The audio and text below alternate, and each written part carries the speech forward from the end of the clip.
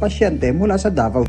Pananglitan ikaw, taga 2nd District ka, na ay Congressional Office. Naala diha ang tanan o Mayor's Office. Kamo mga taga Magpet, taga North Cotabato, taga Digos, taga Surigao, duula lang na ninyo na Office of the President.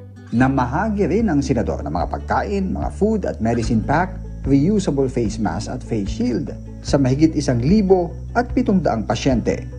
May pinansyal na tulong namang inabot ang DSWD sa kanila at tulad ni Lola Merly, aibsan ang bigat na naramdaman sa pinagdaanan ng kanyang apo dahil may kaagapay na siya sa gastusin sa ospital. Ang akong mensahe para sa President o kay Bungo, dako gyud ang akong pagpasalamat labaw sa tanan nga magpasalamat gyud ni kayo sa food nga sila ang nakatabang sa mua labaw nga ang dili may makabalos pero ang Ginoo ray makabalos sa ilang pagtabang sa mua.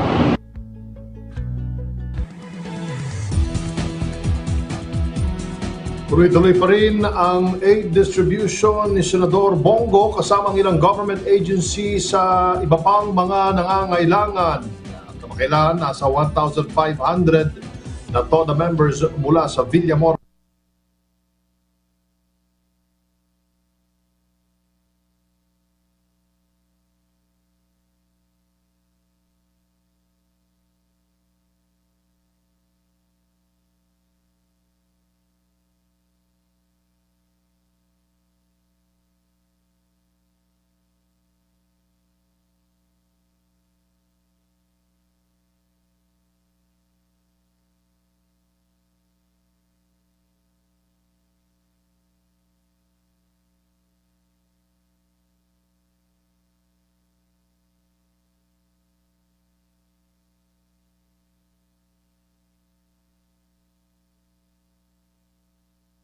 Ang sa mua.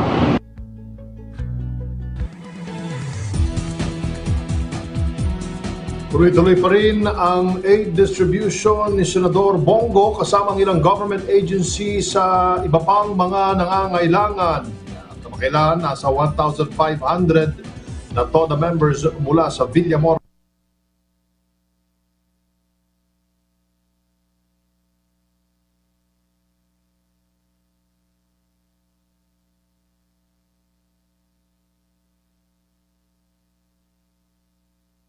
Para maingatan ang pamilya ko. Ito ang ambag ko.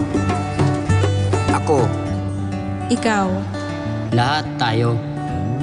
Sama-sama nating Mayaangat ang bayan. Lahat tayo. sama-sama nating Mayaangat ang bayan. Basta't sama-sama tayo.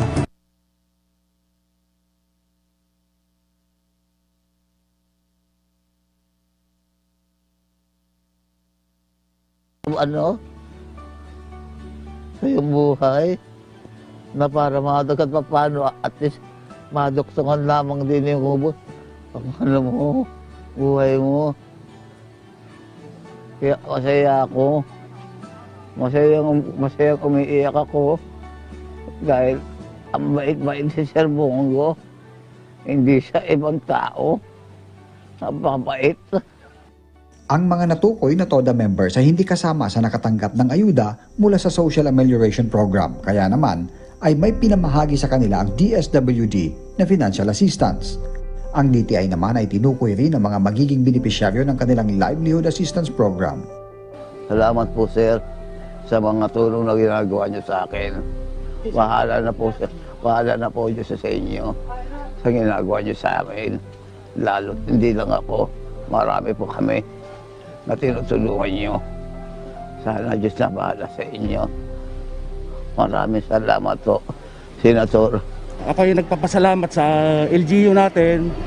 Ganun din po kay Senator Bongo na nagbigay ng ayuda dito sa Pasay Tuda. Senator Bongo, napakabuting kuya ng mga tricycle driver.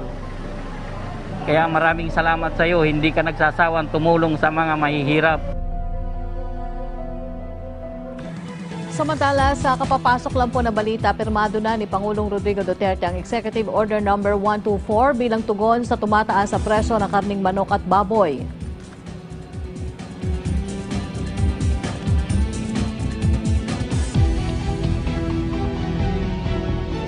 Senator Christopher Bongo ang mabilis na tugon ng palasyo para mapigilan ng dagdag na pahirap sa mga mamimili dahil sa tumataas sa presyo ng bilihin. Una nang umapila si Senator Go na solusyonan ang mataas sa presyo ng karning manok at baboy.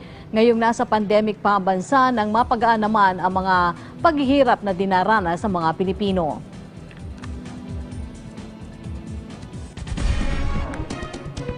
Tiniyak din naman ng palasyo ang pagbalanse sa sitwasyon ng mga negosyante at ang kapakanan ng mamimili. Nakasaad sa naturang executive order ang pagpapatupad ng price ceiling sa loob ng 60 araw. Suportado naman ng National Agriculture and Fisheries Council ang pag-aproba ng Malacanang ng kanilang inirekomendang price ceiling.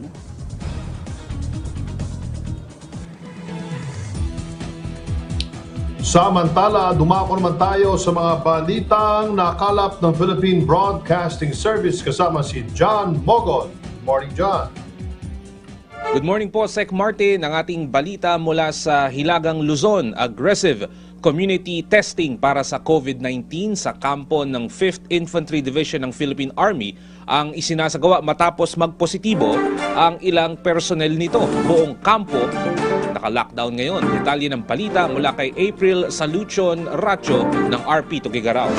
COVID Radio. Hashtag Laging Handa Radyo Pilipinas Special Coverage. Isinailalim sa lockdown ang buong kampo ng 5th Infantry Division Philippine Army matapos magpositibo sa COVID-19 ang ilang personnel nito.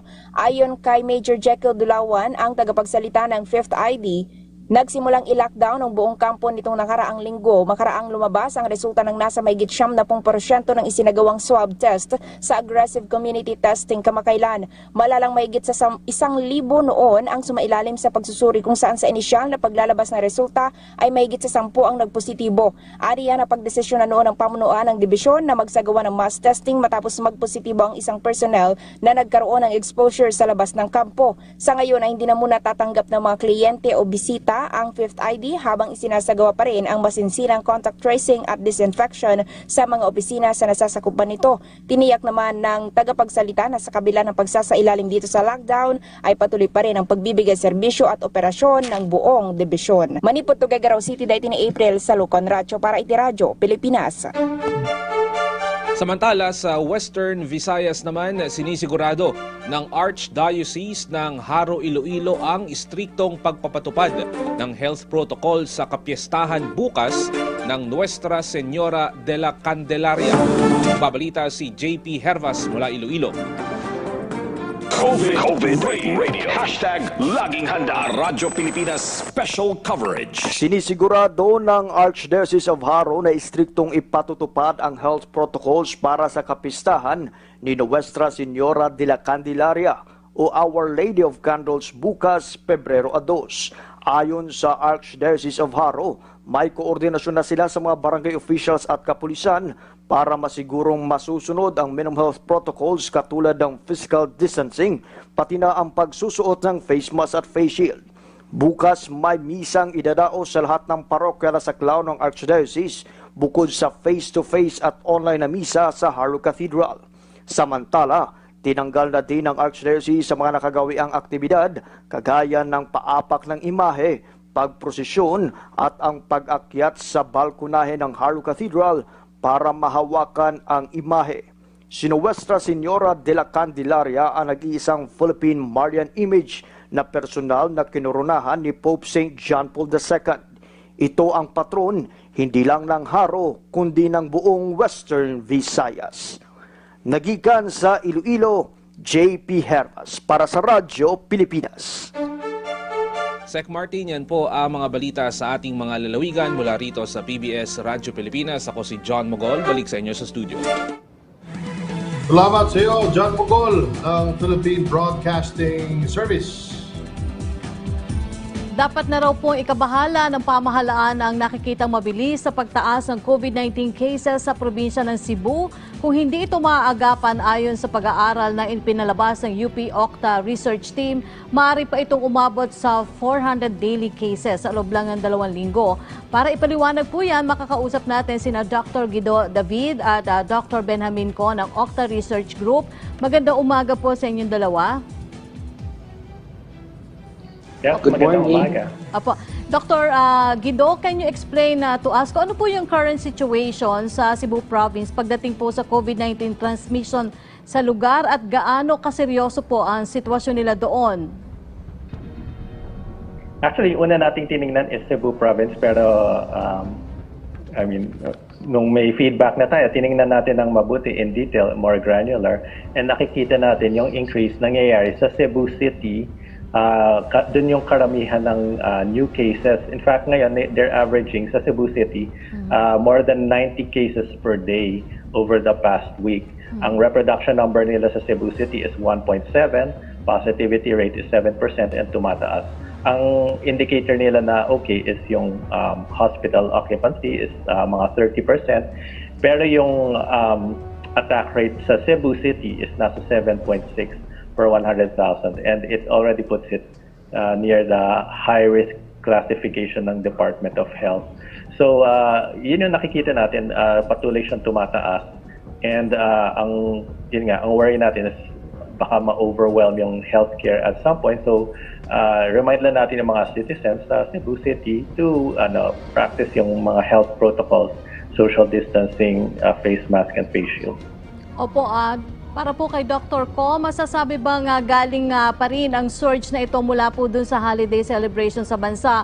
O tapos na po yung tinatawag nating holiday surge at posibleng naging masyado pong kampante ang ating mga kababayan kaya may pagtaas po ng bilang ng COVID-19 sa mga probinsya?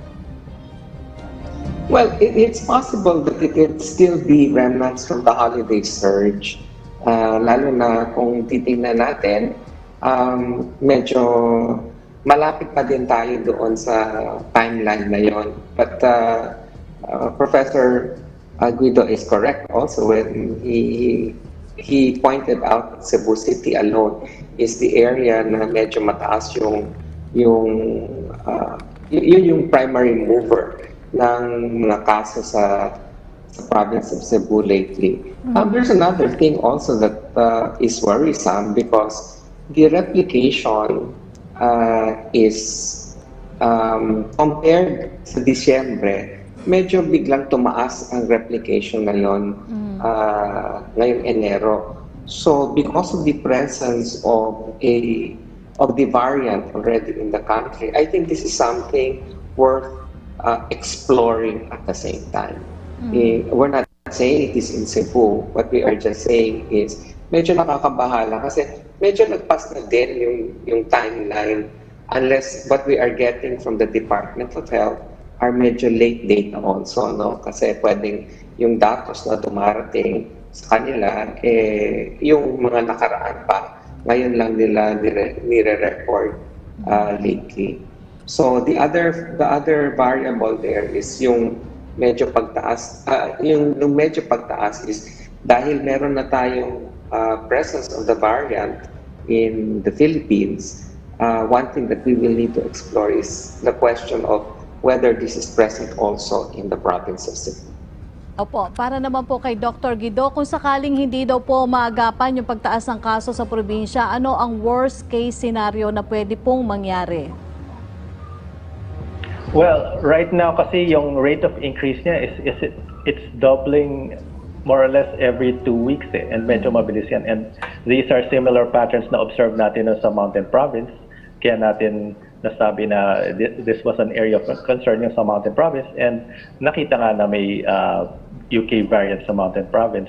So right now, if it follows that pattern, by after 2 weeks, baka nasa 200 cases per day na sa Cebu City. And this is a lot kasi this is about the numbers ng Cebu City nung nag-ACQ sila last time, around June to July. And I'm sure mas scaled up na yung health capacity nila ngayon. Their testing is more scaled up than before, and they have the contact tracing infrastructure. Pero at the same time, 200 cases for a city like Cebu City, that is a lot already. I mean, to compare, Quezon City is averaging about 90 cases per day, and Quezon City has a much higher population compared to Cebu City. So Cebu City, nag-average na rin ng 90 cases ngayon. So they're about the same na in terms of raw numbers, pero mas malaking population ng Quezon City. Opo, Dr. Ko, sinabi po ni Cebu Governor Gwen Garcia na may surge man sa COVID cases sa probinsya, ay mababa naman daw po yung mortality rate at mataas din yung recovery rate, kaya walang dapat ikabahala. Mababang percentage lang rin umano yung active cases nila kung ikukumpara daw po dun sa 3.2 million population ng probinsya. Ano po ang reaction nyo dito? Well, that is good that their mortality rate is low, which means that the cases kasi may probably be due to contact tracing, which means that most of the patients that they are picking up are those that they may have contact traced or are actually mild cases. And that is good. But to compare apples and oranges, we always make sure that we have to remember that the 3.2 million people in the province of Cebu is Quezon City's population alone. So, tama si Professor Gito, you know, when you talk about it and you look at the comparative data, yung 200 plus cases, nakakabahala kasi isang buong probinsya yon habang isang syudad lang yon sa Manila. Opo. Pero Dr. Ko, bukod po sa Cebu, ano po yung mga nakikita ninyong areas of concern over this past few weeks? Meron din po bang mga lugar na masasabing gumaganda naman ang sitwasyon sa laban dito sa COVID cases? Well, you know, kasi I have to wait for the data drop now of the Department of Health the following day because they don't announce anymore the top 5. So for yesterday's data, what we're seeing is mas medyo mababa yung kasos sa National Capital Region, and I don't know if Professor Guido will agree with me. Kasi mas konti talaga. The National Capital Region is reporting about less than 20% of the total cases now in the Philippines, which is a very good sign. But the bad part there is that when I see the numbers na mahigit na 2,000 po yung mga kaso, alam ko na medyo mataas na sa iba't ibang karating probinsya at rehiyon. So yun yung mas nakaka-alarma. Maganda nga at mas mababa na sa National Capital Region. Opo. May tanong lang po si Red Mendoza ng Manila Times para po kay Dr. Guido. Ano daw po yung inyong reaksyon sa mga panawagan ng economic cluster ng gobyerno na i-MGCQ na ang Metro Manila soon? Ano po yung ina-expect natin possible increase pag nag-MGCQ ang Metro Manila nito nga nung Pebrero at irerekomenda pa rin po ba natin yung GCQ by next month? Yes, and before I answer yung question ni Red Mendoza, just like to add sa sinabi ni Dr. Ko na things right now are medyo flat yung trend sa Metro Manila. I echo what he's saying. Kasi yung reproduction number in Metro Manila is 1, so it means hindi tumataas pero hindi rin bumababa. It's more or less stable, and we're seeing the same patterns elsewhere. So in fact, Cebu City and aside from maybe Pasig sa Iloilo, and right now just today we're also noticing an increase in Tuguegarao. So those are concerns. As for yung Metro Manila, I think it's too early to risk an MGCQ at this stage. Lalo na the vaccine rollout is about to happen. Una natin yung vaccine rollout. We understand status quo. I mean, it's probably just going to be only a few months when we start ng vaccine rollout, and then once we have that, it would be easier for us to talk about relaxing the economy even further. Opo. Para po kay Dr. Ko, 1 year after ng unang kaso po ng COVID-19 sa bansa, masasabi ba na ayon po sa mga datos na naging sapat po ang response ng gobyerno sa pandemya?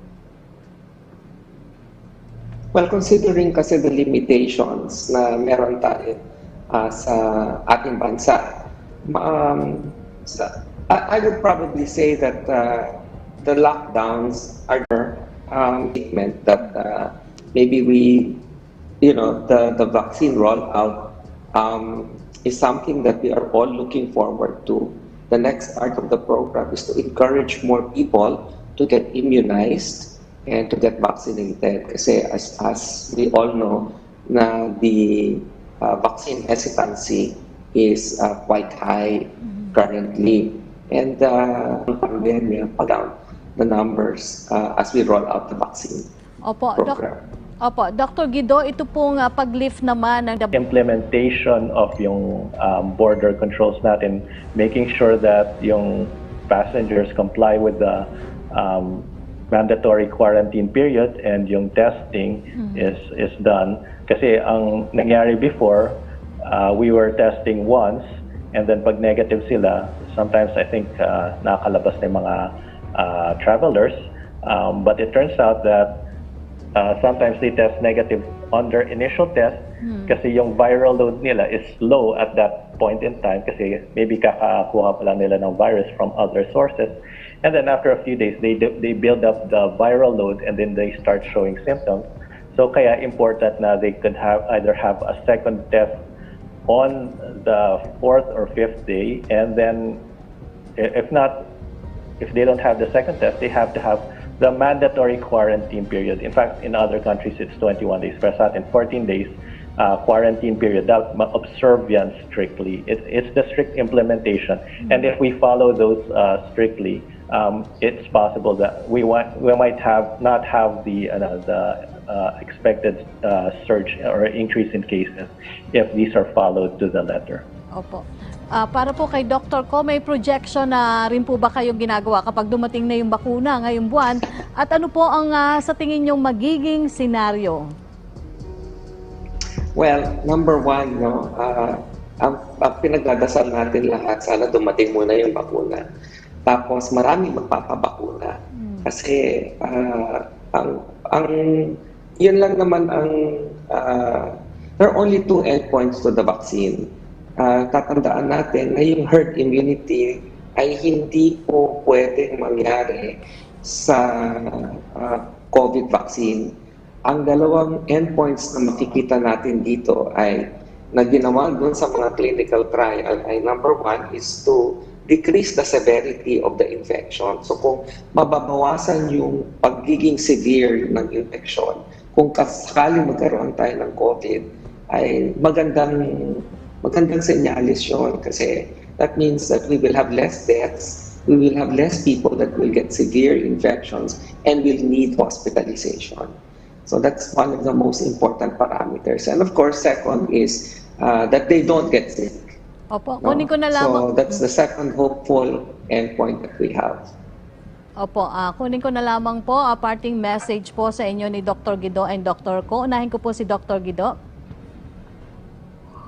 Yeah, so just a reminder na the virus is still here, and whatever happens, whether we have the original variant or the new variant, it doesn't really change our approach to the way we manage the pandemic. Dapat continued implementation of health protocols yung gagawin natin, continued compliance. So let's all wear the face mask and the face shield when we go out, practice social distancing, avoid large crowds as much as possible, and then i-limit natin yung time natin outdoors kung hindi naman necessary. I mean, we're not advocating for any type of lockdown sa places na yan. I mean, it's a decision of the local government. Yun nga, our concern is mostly a reminder to the public to be extra mindful of the social of the health practices and to be vigilant. Opo, Dr. Ko? Kahit na po may bakuna na tayong darating o magkakaroon na tayo ng immunization program, ay importante pa din na tandaan natin yung apat-apat na sinabi ni Professor Guido a while ago. That's vital dahil the vaccine is not a guarantee that you will not get COVID. It will just make it milder. And hopefully, it is effective enough for us not to get it. That's the best case scenario.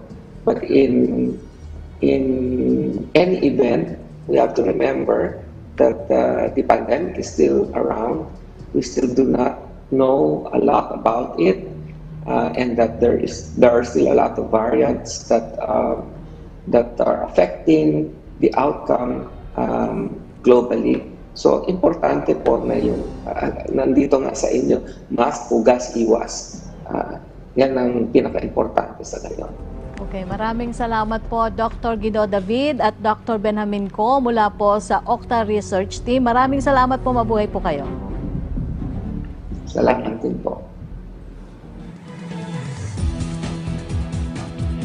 Samantala, lumampas sa 2,000 ang nadagdag na kaso ng COVID-19 sa bansa base sa pinakauling tala ng Department of Health kahapon. 11,653 naman ang mga bagong gumaling mula sa sakit para sa kabuuang 487,551 recoveries, habang 80 ang nasawi na umabot na sa 10,749 na mga namatay. Sa kabuuan, nasa 525,680 na ang kaso ng COVID-19 sa buong kapuluan. Ang mahigit 1,000 or 2,103 new cases kahapon, ang ikalawang araw na mas mataas sa 2,000 ang natatalang reported cases. 27,318 cases ang nanatiling aktibo o yung mga hindi pa gumaling mula sa COVID-19. Ito ay 5.2% ng total cases. Karamihan sa mga kasong ito o 87.7% ay mild cases lamang. 5.5% ang walang sintomas, 3.3% ang critical, 2.8% ang severe, samantalang 0.60% ang moderate cases. Mula po ngayong araw, February 1 hanggang February 28 ay nakapailalim sa General Community Quarantine ang mga lalawigan at ilang syudad sa Cordillera Administrative Region, bilang ang Abra, Apayao, Benguet, Baguio City, Kalinga, Ifugao at Mountain Province.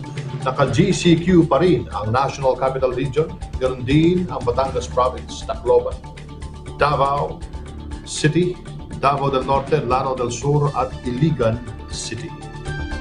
Samantalang nasa modified GCQ naman ang mga nalalabing lugar sa bansa.